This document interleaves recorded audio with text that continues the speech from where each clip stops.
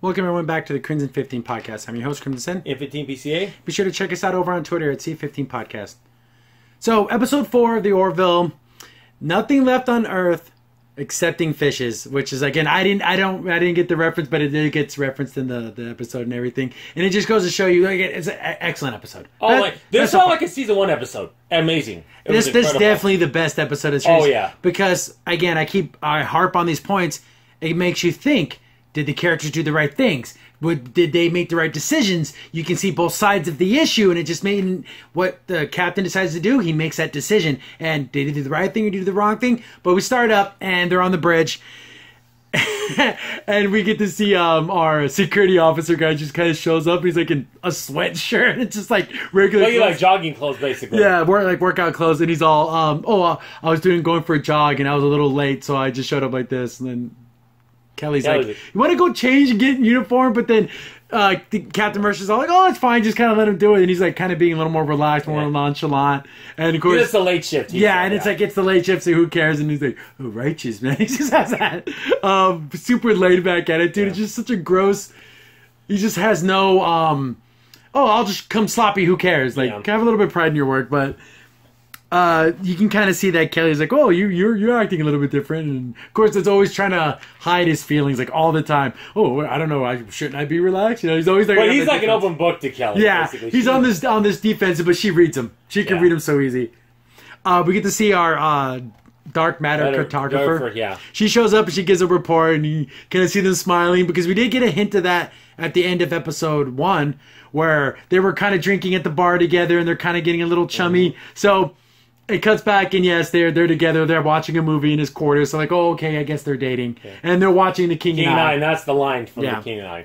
And as much as Seth MacFarlane is a sci-fi nerd, he is a classical music nerd, like hardcore. Puts it into everything he does. Yep. And then it plays into this episode too. It has like a musical number that's really, really cool. But that's later.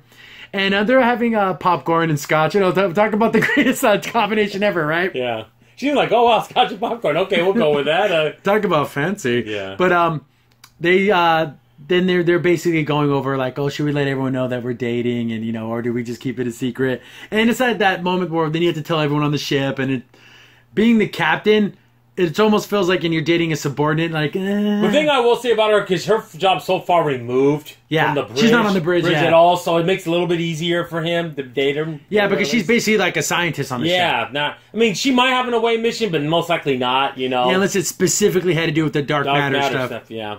But so they kind of decide, okay, we're going to let people know. Yeah. And another key point, they're talking about movie. He goes, I pick all the movies down. Why don't you pick a movie? She goes, I like that Taxi Driver. He's like, oh, Taxi Driver. Okay, I guess. Like, she said it like smiling, like, yeah, that was fun. If anyone doesn't know, Robert De Niro, it's a good movie, but it's a violent movie. Like, wow. She's sticking up for a prostitute, Jodie Foster. Yeah, it's really dark. And so, like, there's hints here and there that lead up to the twist. And so they basically agree that, okay, then he wants to tell Kelly first. Yeah. And, he shows up at her boyfriend's, the guy was the teacher from the other episode. What was his name? Chase? So, no, it was something weird. I can't. Starts with a C. I don't remember it right now, but he's like, oh, can I talk to...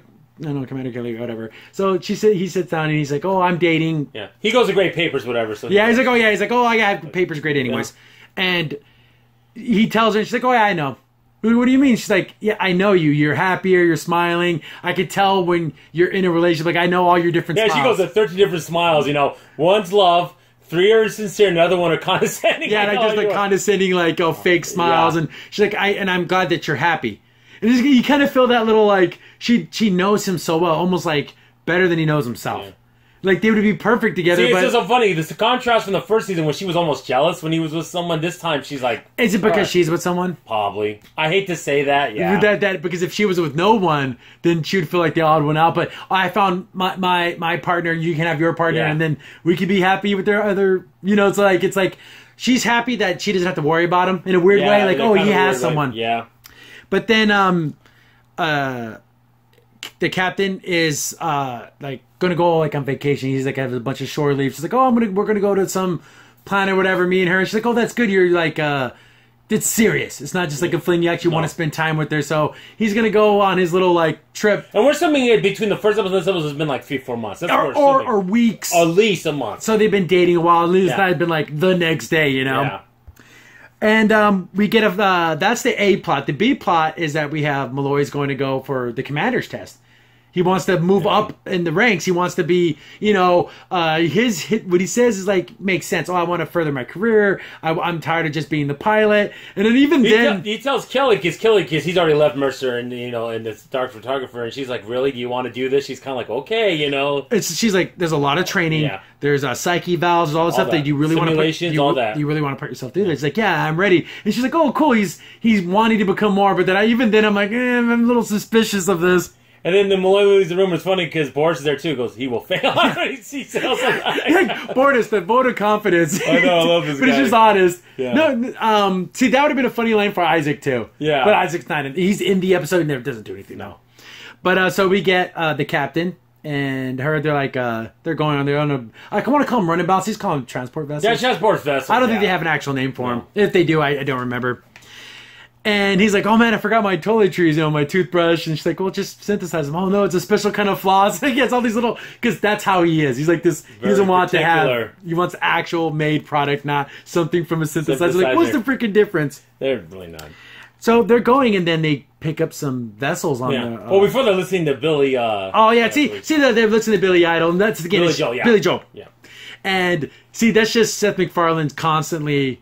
bringing up like old music because then it's like hundreds of years old, and she didn't know, and obviously she didn't know because, you know, from so many years that maybe she didn't know those things. I don't know music from 100 years ago. No. so it would make sense for her not to know, but it's like they're hinting at a twist because everyone, you know, you saw the episode, you know the twist. And so they start getting ships on their like little radar and they go activate their cloak, you know, so we don't get caught. Maybe they'll just fly past us. And they're getting like crazy close. Like, how the hell are they supposed to know? Yeah, how do they know all this? Or why are they even out there? Yeah. Because it's so deep into... and the ships look cool. They look Battlestar Galactica, but cooler, though. I would say, yeah, they kind of have like, almost like that weird cross between like they have Romulan green. Kind of. But then with a little bit of Klingon bird of prey-ish. They're cool looking. Yeah, they're cool. Their backs are amazing, too, on them. Yeah, they have all the ships look great. Yeah. Then they have the cloak and they just fly by. Like, oh, cool. Ooh, we dodged a bullet there. Then they turn around. Like, what the hell? How do they know all this? Just to think about outer space, how much area there is, why would they be focusing... And these are like 3 scout ships. Yeah, like... And they wouldn't be in that sector. They're not supposed to be anyways. They start pushing out some of their plasma gas. So they can detect the ship. Yeah, it's tachyon pulses, but pretty much the same kind of thing, same concept. Then they basically end up getting caught, and then they have one of the big war vessels are there, and they scoop up the captain and then the dark matter cartographer. And I'm like, it's a little too convenient for them to catch. Yeah, I'm thinking of what's going on here. I mean, Mercer's got to be thinking. And then it comes back from commercial, and then he's in his cell by himself. Okay, that's even more suspicious. What's going on? Yeah, they separated both of them. Basically, they want like his access security codes. Yeah. And he's like, and he makes a good point. He's like, I'm not on this. I'm not an admiral. I'm not on these things. My codes aren't going to only access so many little bit of things. It's not going to be useful to you. Yep. So he's like, oh, we're going to torture your partner that was with you. So and that gets him to Yeah, if they go past pain level 8, your human will probably die. They can't take that. They had the pain sticks. Pain sticks, yeah, clean on pain sticks. That's what they are. But they were green instead of red. Yeah. And of course they have her on vid screen and they're like shocking her with their. And he gives up the codes. And it's funny. It was like Alpha something 42. 42's answered everything. And he's like, I want to see her. And they go, well, you'll only answer our questions or whatever. And if these codes are fake, we're going to kill her. And they just show her on screen, by the way, she's getting tortured so you can see. Yeah. It is saying that, they were showing her getting shocked and everything. But it's almost like, you can kind of see the setup a little bit, right? Yeah, you're starting to figure it out. Then we see the Krill woman that was on the ship from season 1, where they end up having to turn all the ultraviolet lights and end up killing. Whoa, because they had to. It was either kill all they protected the children though. Yes, and her. And her, because she was in the classroom at the time. It's either kill everyone on the ship or let them bombard that encampment. That had a new weapon to kill 100,000 humans. Well, he's not going to do that. I'm sorry. Kill a couple hundred of the bad guy or 100,000 innocent victims. And the original mission wasn't intended to do that. It was just to learn more about the Krill, but this came up. Well, they're not going to let them kill him. Sorry. It's the moral It's a choice. choice. I have Yeah. to pick these innocent people. Yep. And they're not the ones causing this. You're going to attack them. Yeah, they're not doing anything to you. But she has that resentment against him. And then he's like, well, where is she? Where is she? She's like, no, it was me the whole time. And there's your twist. And there was the same actress, too. Yeah. And they were like, then we were wondering, are they going to do that? Someone in the comments in episode 1 said, oh, she's going to end up being an enemy Krill. Yeah. So props to that guy in the comments. I kind of maybe thought about it. I didn't want it to be, but yeah. Because that's what he did to them, so she basically did it back. Yeah, that's what she was saying. And How does then it feel? even he questioned, he's like, whoa, you were a teacher. Why are you doing military stuff? She's like, well, you basically killed my brother. When I heard about this, she was captured and she escaped somehow. She escaped, which is weird. Because, I thought that was weird. How did she escape? Because I thought they only returned the children. But I thought they were going to return her too, but maybe they were going to keep her for more questioning. Interrogations, and she got out of it. And she escaped somehow, and even Mercer asked her, how did you escape? That's none of your business. So there's some mystery there how she got out. Did they demonstrate the Union? She make a deal with the Union? Like, I was wondering about that too. Is that going to come back later in the series? It doesn't. Maybe later on, but I said later in the series. Yeah, but in this, I thought it was going to come back in this episode. No, it didn't. But I thought that at the time too. But then she's like, then I heard of this plan that they wanted to capture a captain, and I volunteered. Yep. And I choose you. Yeah, and I did because it's all about revenge. I want to get back at you. Then he's thinking, well, all this time we spent together, all was just fake. None of this meant anything to you. Oh, I was just fooling you and your simple mind. And then, of course, it's hurtful because he probably shared, like, personal stuff with her, and it felt like, well, I thought it was genuine. I felt something there.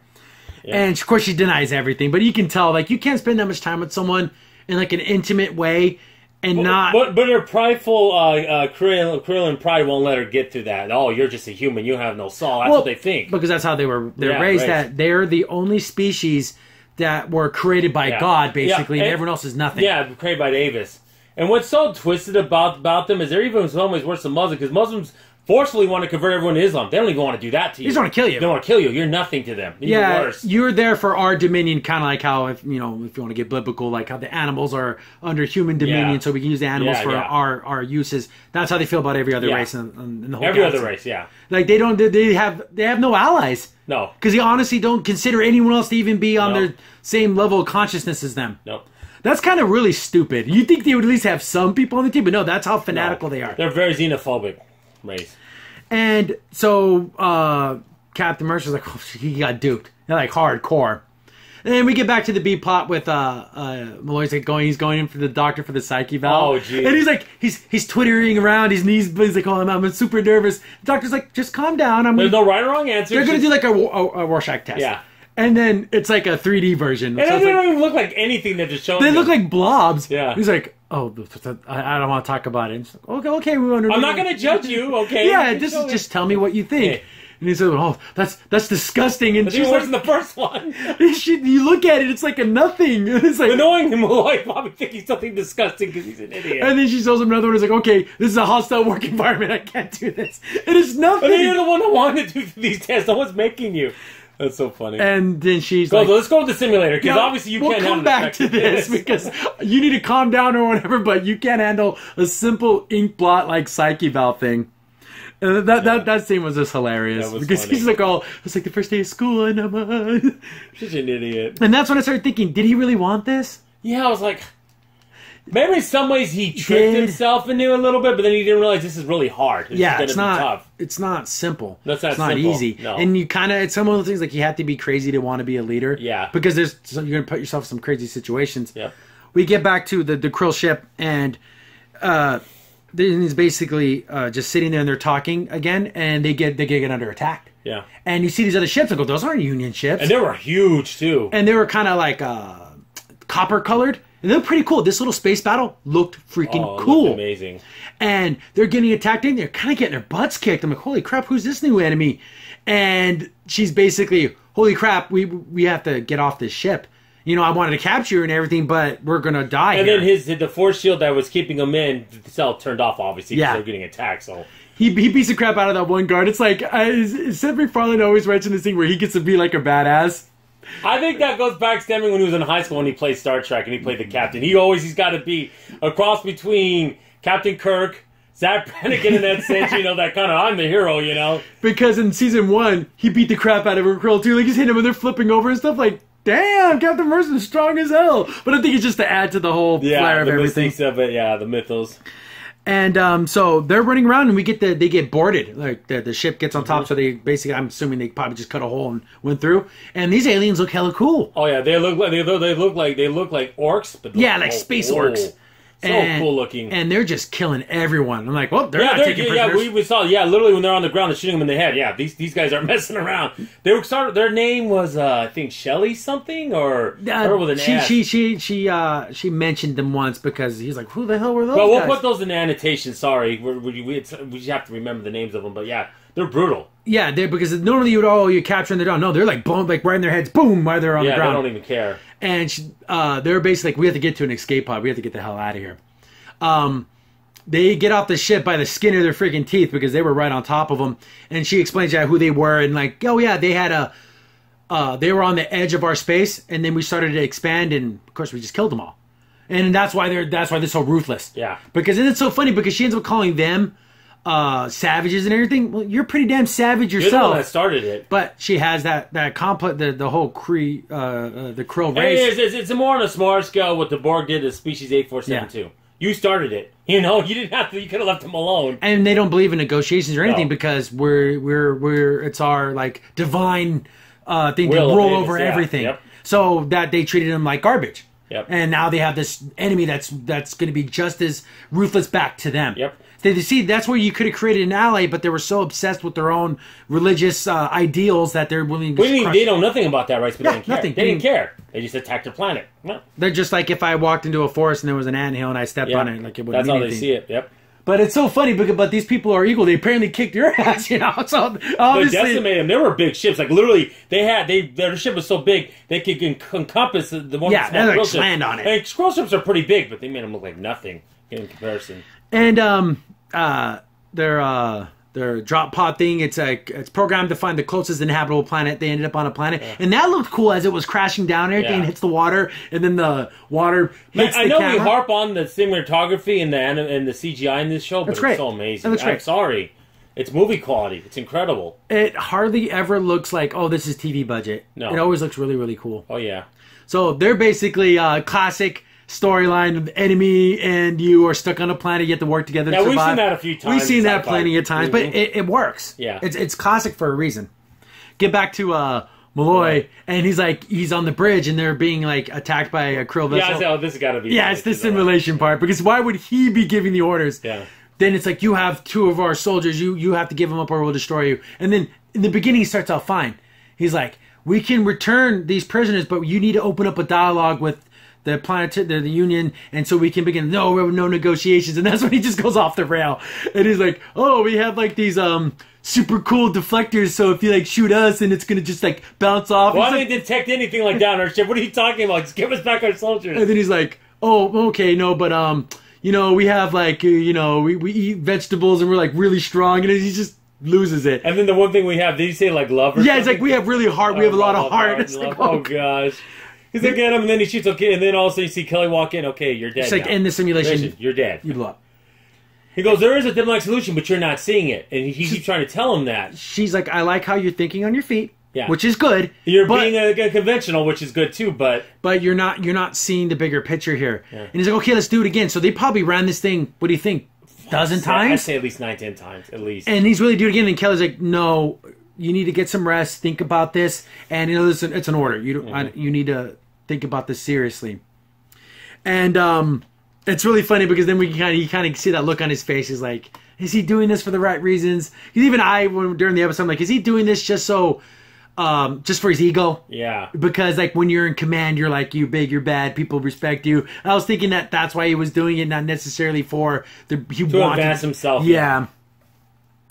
We get the Ace storyline where they're on the planet and she has her gun on him and everything. Oh, we can't give out a signal because of all the interference, the magnetism in the rocks and stuff. Oh, here's another sci-fi point they made up when they were on the ship. They go, you guys can scam me because we changed my molecular structure on my body so you couldn't tell I was a Krill. Yeah. See, they explain it. See, so we know. Because I was wondering about that. Yeah, that was a good point. Maybe she should have stayed that way because it would have helped. Oh, yeah, it would happen later, yeah. So but she could probably wait to get out of that human form, I bet. Yeah, it's probably, it's disgusting to look this way. Yeah. But they're on the planet and they have to survive, and she has a gun on him and everything. And he's like, you don't have to do that. Like, we can just. Then he's talking to her and he's still in shock about everything that they shared, and it was all for nothing. Yeah, and they're walking, and he goes, he had to carry the radio thing, too. Yeah, so make him carry all the equipment, so he's like the mule, basically.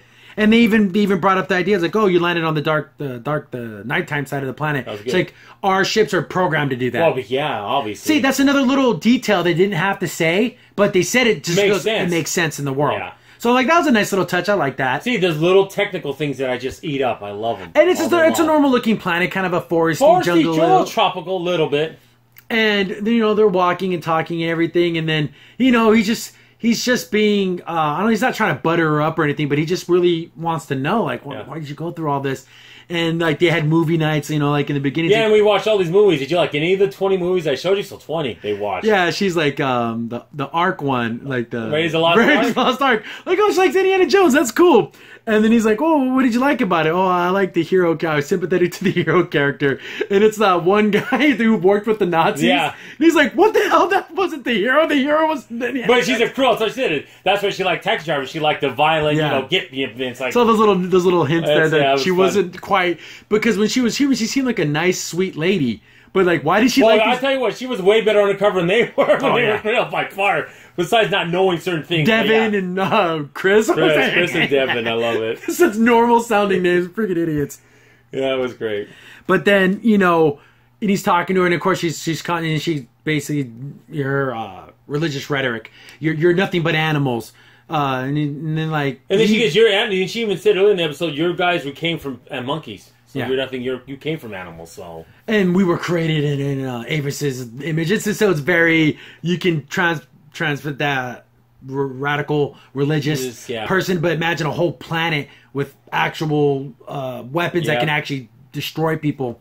Yeah. To the point, like, on planetary size. And I remember Merce also said, she was also telling her, too, like, this is what happens when people first find out when they're not the only person in the galaxy. One or two things: either accept it or they go crazy. Yeah, they get even more fanatical. And they get even more xenophobic. Yeah, I think was the term he used, and that's true. It's either you embrace the world as like, holy crap, we're not the only ones. Yeah. Or you're like, oh, we must be the one divine, everyone else is nothing. Yeah. And he's like, you're gonna always be fighting. Yep. You're never gonna be able to conquer everything. No. Wouldn't it be better if we just talk and we can coexist? Not saying we're better than you, but we can coexist. And then I also would have told her, too, if I were Mercer, say, look, you were on a ship, all these different races, and living together, being fine, working to a common goal. That didn't affect you at all. That even entered your mind one time. Yeah, that we had basically dozens of races, if not... And we all accepted one another because we're all here for a common good. Yeah, no one... except for Isaac's cause... thinks he's better than everyone just because... But, I mean, he's doing it as a scientific experiment, but outside of that... Everyone else doesn't... No one else feels that way. No. See, she's like the only one who really, truly feels they are above everyone. Yeah. And you can kind of see that it had to have an effect on her, because you can't be in a situation where everyone's working together and having fun and living their lives and just think, oh... It's got to be better than her life and as a Krill. Yeah. It has to be. Because, like, their ships even look like freaking dungeons. Yeah, they do. Yeah, they look like freaking...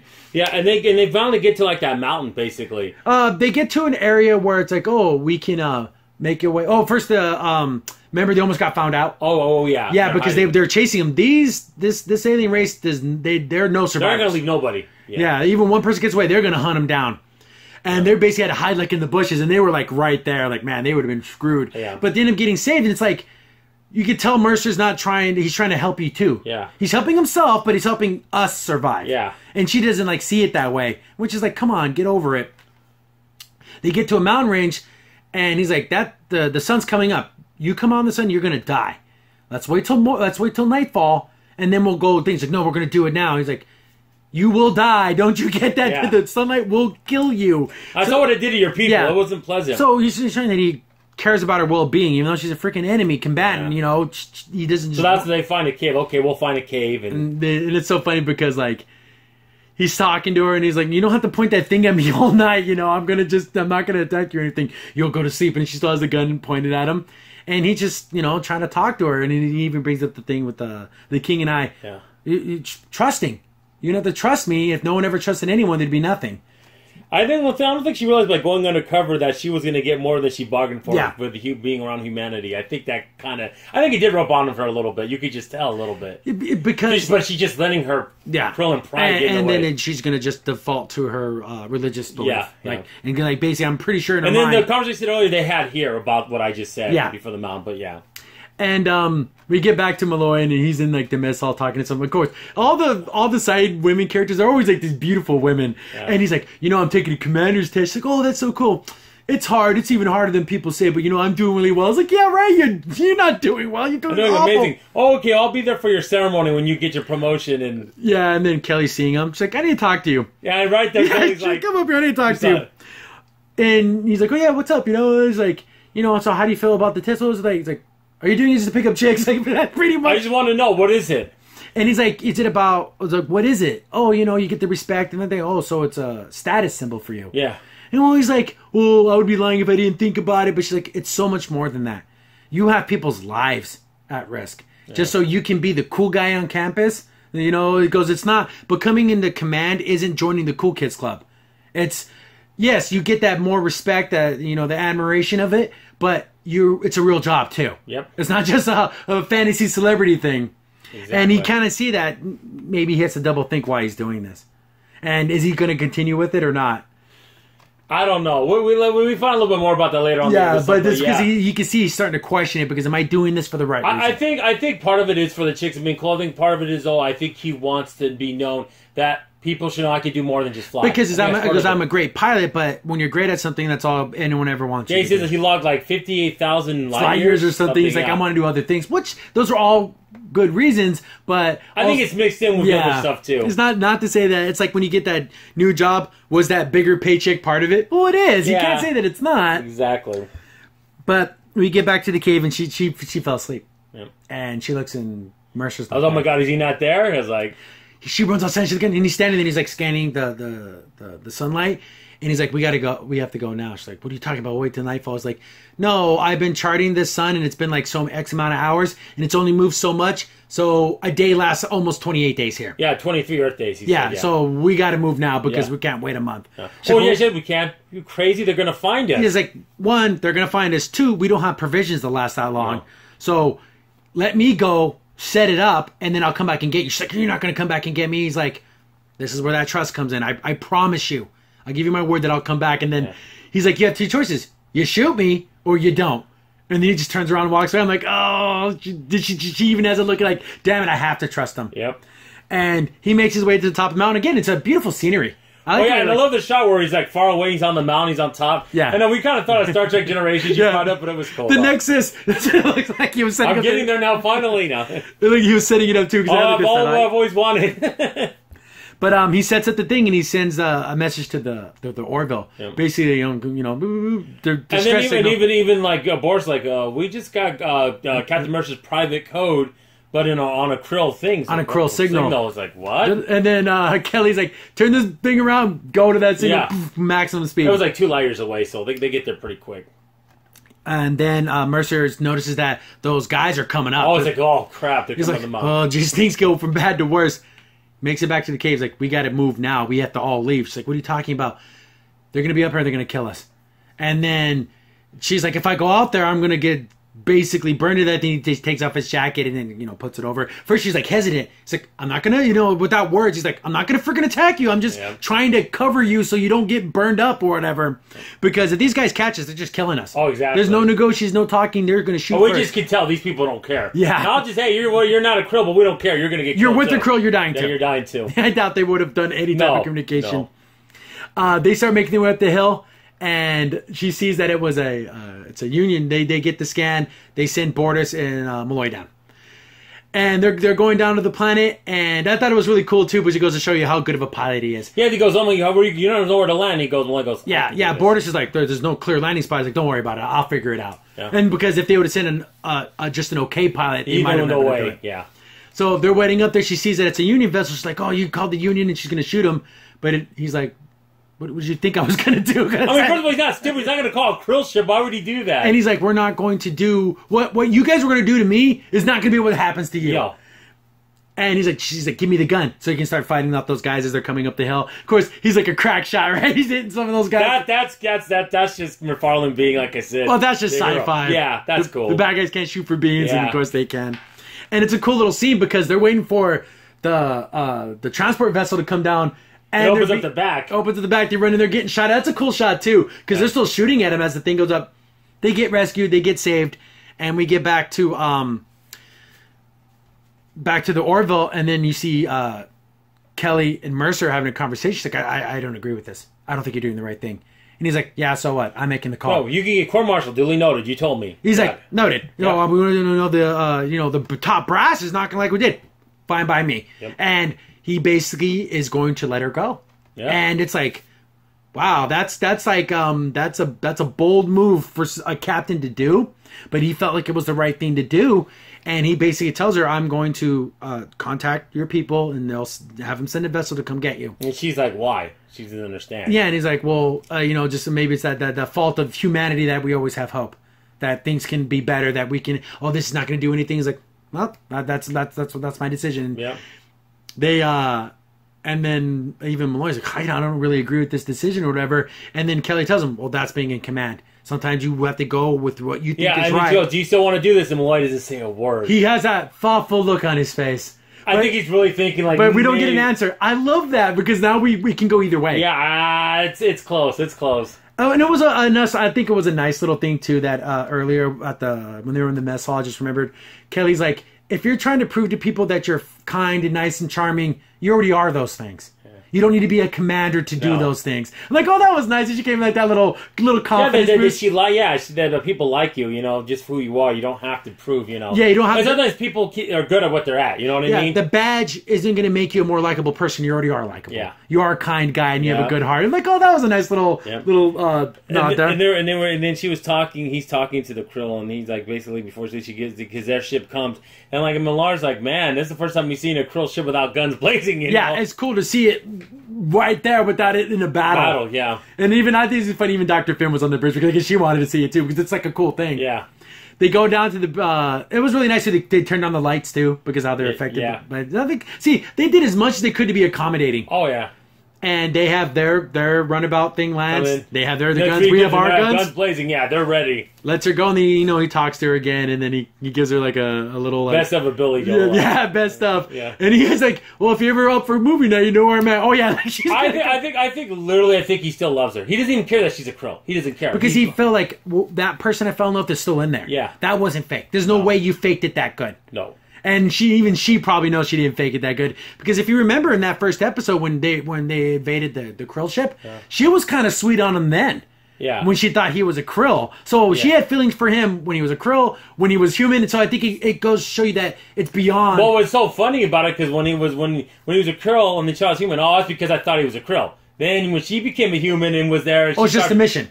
That, but then after a while, you start to realize, maybe I do like this guy. There's something there. Yeah, and that's a good message that as long as two people care about each other, it doesn't matter. How cool would it be if she did join the Union? That'd be cool. She'd be the first Union officer. That would be cool. That's from the Krill after some big. That would be cool. And then the Ferengi and Nog, that'd be cool. He gives her the music, and then they take off. And he also said too, he's like, well, what is the top brass, what are they going to do? Yeah. It's like, well, if they find value in what I did, maybe they won't go be so hard. Yeah, and before he told her, tell your people we want relations. Yeah. We want to talk. That's all we're asking. And tell them that.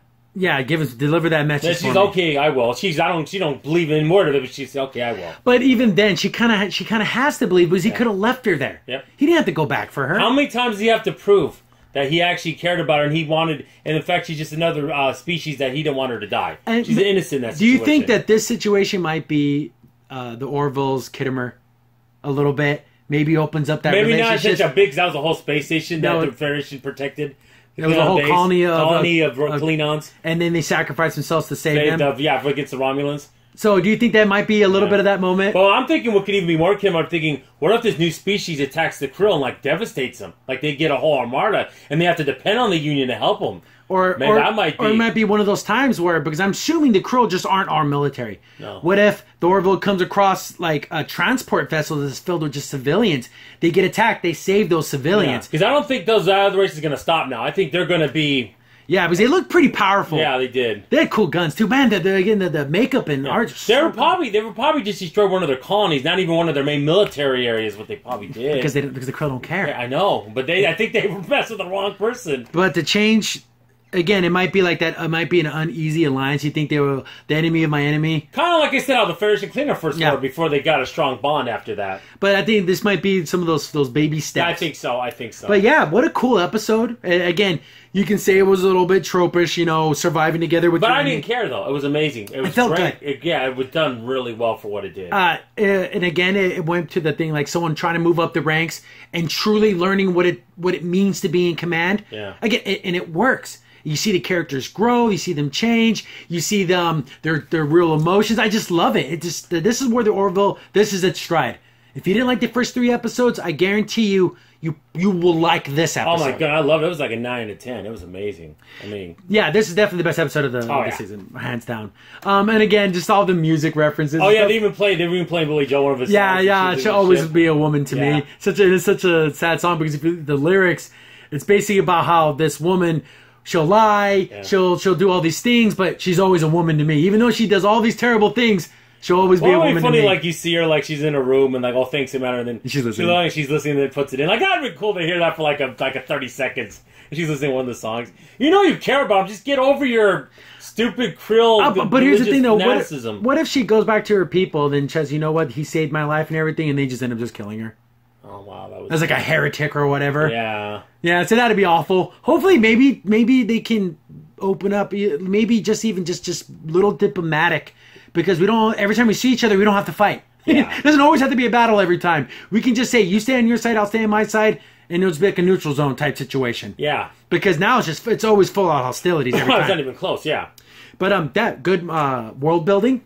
Learning more about other races. We saw another race of aliens. They look pretty badass. We see that the Krill has many enemies because they make enemies with everyone. Yeah, and not everyone's going to be nice like the Union, and be understanding and try to make them like they're not going to kill. Yeah, because like you were bringing up, maybe this other race comes in and really kicks their butt. And maybe they'll be like the Cardassians, where they have to join for the survival of their race. Yeah, don't join the Union. Join the Federation, which they end up doing anyways at the end. Because they were so decimated, they had to. Yep. But I'm wondering. But again, this is just season 2, episode 4. We already have all these thoughts and ideas and cool things. Yeah, don't worry. When we do Star Discovery, there are no thoughts but going downhill. That's the only thought. Yeah, that's coming up next. We have to watch. We actually literally have to watch that episode right after we make this video. But definitely loved it. I thought it was great. Oh, amazing. I also liked it. They said they had a little bit of Boris again. I want to see more Klein. I just want to see the relationship's okay now. Is it okay now? Yeah. I'm hoping they're working on it. Just give me a minute to show it's fine. Everything's good, Because you want them to be happy together. Exactly. And remember, guys, put your comments in the bottom. We do a comments response video. We'll do it this following Wednesday. Yeah, the day before the new episode airs. And so let people know. Leave plenty of comments. We read all the good ones. Even if there's enough of them, we read every single one of them. So we love... Sci-fi is discussion. Do you think Mercer did the right thing by letting her go and not turning her over as like a prisoner of war? I think he thought of it. For me personally, okay, I let her go. I did care about her, but maybe that she cared about me enough, and maybe she'll be willing to realize her change in humans, and therefore maybe she can change the minds of her leaders. Maybe she can. That's what he's thinking. The big picture throughout the whole thing. It was just because he was in a relationship with her. I think it was. It's a little both. But maybe because of that relationship, he can see he's not, and also he does care about. Yeah, and they were obviously, at least when she was human, they thought they were close because she knew he snored when he sleeps. So so obviously they slept in the same room a couple times, or at least he fell asleep during one of their movie nights or something. Yeah. But I see that's the gray area. That's what I love about sci-fi, because you can see you don't turn over an enemy combatant, send her basically to a military prison, or release her. I can see both ways. Yeah, but now there's that other powerful enemy they didn't know about. Yeah. that they knew you know about now. So it's like that could factor in too. I think it's going to. That's just my gut feeling. Yeah. I think later on, if not this season, next season, that's going to be a factor, because they might have. Here's the thing: do you think they'll be openly hostile to humans as they are to the Krill? Because maybe the Krill poisoned the waters. Yeah. We're not going to trust any aliens now because they're going to just come in here and kill us. Well, but here's the thing that would suck. Okay, let's say the Krill is starting to come around and maybe they're doing some like exploratory things with the Union. They see that the Krill on them. Oh, they must be in league with the Krill. Let's attack all of them. Yeah. So now they made double enemies. Well, what are you supposed to do? Yeah, exactly. What are you supposed to do? This is your Johnny Come Lately. Yeah. You know, this is a new person. You know, they don't. You're there. It's the old hats of Krill. You can't fault them for that. They don't know what you don't know. You don't know. See, that's great. That's what I love about science fiction. And he did this in less than a year and a half of a show. Yeah. 1 season and a half. We're barely at the half, not even close to that. Almost the halfway point. We're at the quarter point of the season. Episode 4. Yeah. But so yeah, another excellent episode. Did you anything else you want to add or anything? I'm trying to think of anything that was important. Yeah, they remember they talked about grilled cheese sandwiches. Oh yeah, it's like you made me grilled cheese. Yeah. It's like so stupid. Yeah. But yeah, apparently she knows how to make cheese sandwiches. I didn't even follow on Twitter afterwards saying, "Oh yeah, everyone eat grilled cheese sandwiches now." After that episode, he's so stupid. They did mention that they did get a permanent security officer transfer. But so the guy with the she's a female. Yeah, they said she. Yeah. So the esophagus guy, the elephant nose guy, is going to be off the bridge. And even Borders is like, he's irritating. It's like that. He makes noises when he eats, and it's just like a. But it's like you can tell everyone's like breathing silently. Even people in the comments from last video are like, that guy sucks. He's the worst. So he's gone now. We don't have to worry about him. So this new security person, which is a woman, is going to replace him. Yep. We get our Catan replacement. Oh, yeah, it's going to be. Guarantee it. And then, again, without talking about the next episode, that one looks like a good one, too. Oh, my goodness. They find a new race of people, First Contact, I think. So they must have they don't call it Warp Tribe, but it's Anti-Dark Matter Tribe, whatever it's called in Orville. I don't know the exact name. They must have they must have barely developed it, because obviously why would they get in contact with the... So we get a First Contact episode, which is cool. So, yeah, that's going to wrap it up. I've been your host, Crimson Sin. Ep4 PCA. Thanks for watching. See you later. Bye. Crimson Sin here. Thanks for watching, and be sure to like, sub, and share. Also, for the most up-to-date information about the podcast, follow us on Twitter at C15 Podcast.